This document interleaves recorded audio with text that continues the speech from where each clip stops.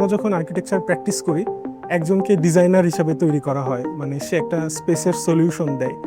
সে আসলে সব কিছু অ্যানালাইজ করে, ক্লাইমেট ডাটা থেকে শুরু করে সে ডেমোগ্রাফি অ্যানালাইসিস করে, শহরটাকে অ্যানালাইসিস করে সে একটা ডিজাইন সলিউশন দেয়। এখানে যেটা হয়, সে আসলে শহরের মানুষের হয়ে, ক্লাইমেটের হয়ে, মাটি পানির হয়ে নিজে থেকে সেই সলিউশনটা দেয়। কিন্তু এখন আসলে আমরা ভাবতে শুরু করেছি, আমরা যেহেতু মানুষের হয়ে সলিউশন দিচ্ছি, তাহলে কেন মানুষকে আমরা নিয়ে আসছি না, সরাসরি তার থেকে শুনছি না কেন?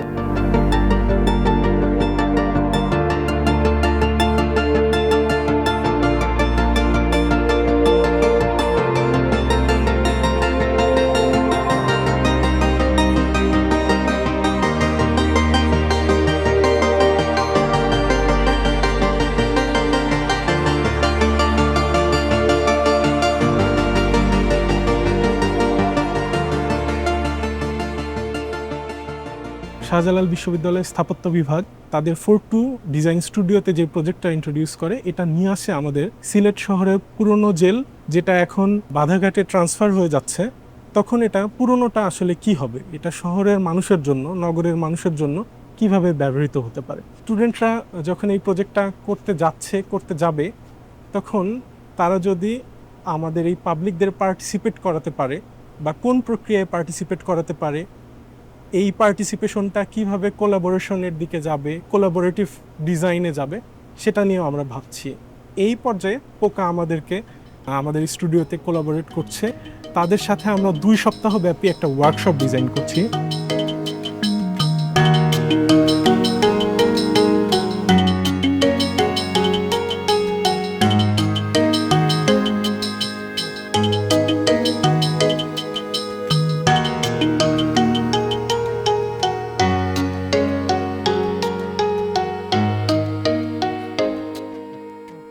সার্ভে স্টার্ট হওয়ার পরে তখন যখন মানুষ থেকে শোনার প্রয়োজন হলো যে আসলে আমরা কি করতে পারি ওই জায়গাটায়, তখন আমরা কিছু গ্রুপ ফর্ম করলাম। গ্রুপটা কিরকম ভাবে ফর্ম হলো যে টার্গেট ইউজারদের বেসিসে। আমার গ্রুপটা স্পেসিফিক্যালি ছিল সিএনজি ড্রাইভার, রিক্সাওয়ালা মামা, টঙের মামা, তারপরে হোমলেস পিপল, আর শপকিপার যারা।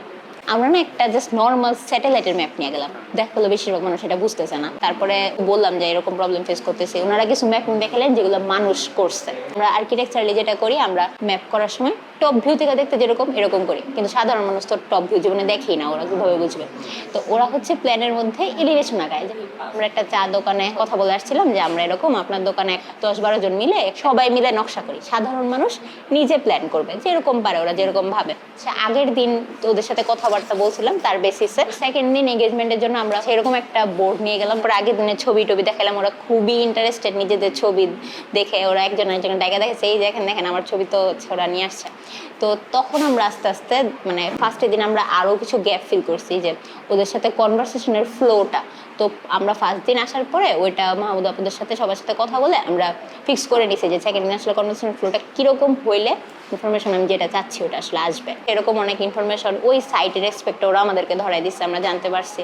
তারপর আমাদের ওই যে ম্যাপটা বিক্টকে দেখালাম, ওটার উপর আমরা পলিথিনের বিভিন্ন লেয়ার দিয়ে ওরা আঁকলো, তারপর ওরাই জোনিং করলো।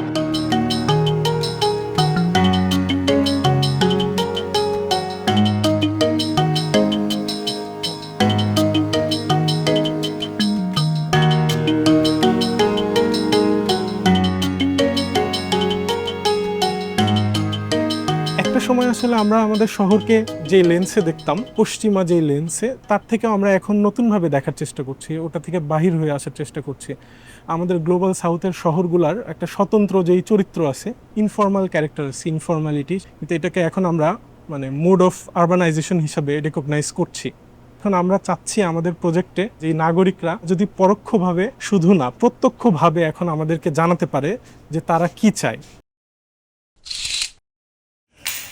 শোনো শোনো সর্বজনে শোনো দিয়া মন, নববর্ষের গীতি কথা করিব বর্ণন। হাজারো বছরের এই বাঙালি সংস্কৃতি কিভাবেই হইল শূন্য তাহা বলি। সুজলা সুফলা এই বাংলাদেশের মাটি কৃষকের কাছে তাহা সোনার চেয়েও খাঁটি, লাঙলের আঘাতে প্রচুর ফসল হইতো হেথায়, আনন্দে কাটিত। আইডিয়া খুঁজতে খুঁজতে ভাবলাম যে পহেলা বৈশাখে একটা সেগমেন্ট ছিল বায়োস্কোপ দেখানো, ওইটা দেখাইলে কেমন হয়। ফুল প্ল্যানটা ছিল প্রথমে বায়োস্কোপ দেখানো, বায়োস্কোপ দেখিয়ে মানুষকে ইন্টারাকশন করানো, আমরা কি করছি এরা সম্পর্কে জানানো। তারপরে প্ল্যান হচ্ছে যে আমাদের পিছনে যে বোর্ডগুলো আছে এই বোর্ডগুলোতে আমরা ওনাদেরকে বিভিন্ন অপশন দিয়েছি, বয়স অনুযায়ী 4টা ক্যাটাগরিতে ভাগ করি। যে যে বয়সের সে ওই বয়সের পিনটা পিক করে তার পছন্দের জায়গা পিন করে দিত, এবং কেন করছে সে যদি চায় তাহলে সেটা এখানেই পিন করে লিখে দিত, বা এর ভিতর তার পছন্দের জিনিস আছে কি না এটা যদি না থাকতো সে বাক্সের ভিতর লিখে সে আমাদেরকে জানাইতো। আমরা স্ট্রিট চাইল্ডদের নিয়ে অনেক ভাবছিলাম যে তারা কি চায়। ফান ফ্যাক্ট হচ্ছে স্ট্রিট চাইল্ড যে গোলাপ ফুল বিক্রি করে সেও বায়োস্কোপের একটা জায়গায় দেখছিল, আবার দুই পাশে বাবা মার হাত ধরে আসছে সেই বাচ্চারাও দেখতেছিল।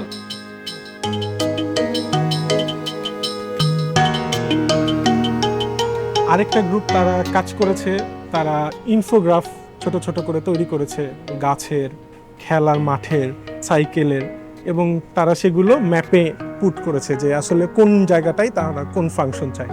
বাচ্চাদের সাথে এবং মহিলাদের সাথে আমাদের ইন্টারাক্ট করতে হবে। আর এটা নর্মাল কোনো সার্ভে না যে গেলাম কোশ্চেন করলাম চলে আসলাম। এক্ষেত্রে আমাদের যাইতে হবে, তাদের বোঝাতে হবে, ইভেন তাদের দাওয়াত দিতে হবে যে আমরা নেক্সট দিন আসবো, এসে তোমাদের সাথে কোনো একটা মজার গেম খেলবো বা কিছু একটা করব।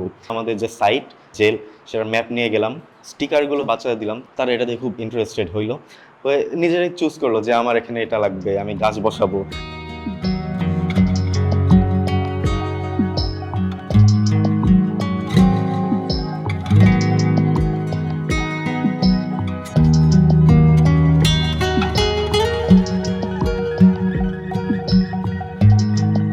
একজন আন্টিকে পাইলাম, আন্টি বলল যে হ্যাঁ আমার বাচ্চাকে আমি নিয়ে আসি, এখানে খেলাধুলা করতেছি, কিন্তু আমার তো মেয়ে বাচ্চাও আছে, কিন্তু তার জন্য কোনো ব্যবস্থা নাই।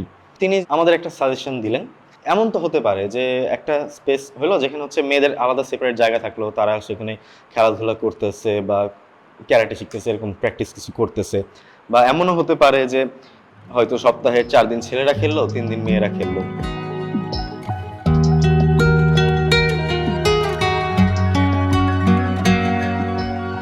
একটা গ্রুপ আসলে তাদের কোশ্চেনগুলোকে কার্ড প্লের মতন করে সাজিয়েছে, এবং র্যান্ডম একটা কার্ড তারা সিলেক্ট করে নিয়ে এসছে, এবং সেখানে যে প্রশ্নটা ছিল সেই প্রশ্নটার উত্তর তাকে দিতে হয়েছে। দুইটা গ্রুপ আসলে তারা ম্যাপিংটা শুধু না, মডেল মেকিংটাও মানুষের সাথে করতে চেয়েছে। মানে আর্কিটেকচারের যে বিভিন্ন মডেল আসলে মানুষের কৌতূহল থাকে, তারা যদি ওটাকে অ্যাসেম্বল ডিসঅ্যাসেম্বল করতে পারে, বসাতে পারে, তারা ওইটাই আসলে কমফোর্টেবল ফিল করেছে, এবং তারা এটা লেগোর মতন আসলে খুলে খুলে তৈরি করে দেখিয়েছে। তারা সব স্টেক হোল্ডারদের সাথে নিয়েই এঙ্গেজ করেই ডাটাগুলো নিয়ে আসছে। আবার যখন তারা ডিজাইনে যাচ্ছে তখন এই ডাটাগুলোকে সর্ট আউট করছে, এবং তাদের যে ফোকাস গ্রুপ ছিল সেগুলোর ডাটাকে ডিজাইনে তারা ইমপ্লিমেন্ট করছে।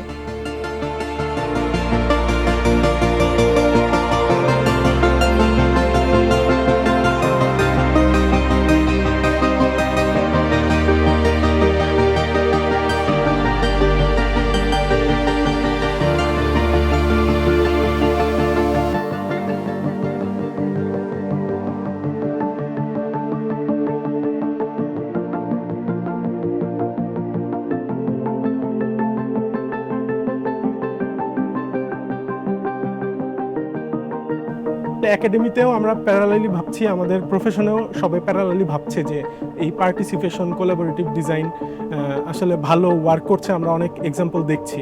তো তাহলে এটা আসলে আরও কীভাবে ইন্টিগ্রেটেড হতে পারে, সব একাডেমি কম বেশি এটা নিয়ে ভাবছে, কাজ করছে, রিসার্চ করছে। এখন আসলে সিলেবাসেও ধীরে ধীরে চলে আসছে, তার অংশ হিসাবে হয়তো আমাদের এই ওয়ার্কশপটাও রোল প্লে করবে।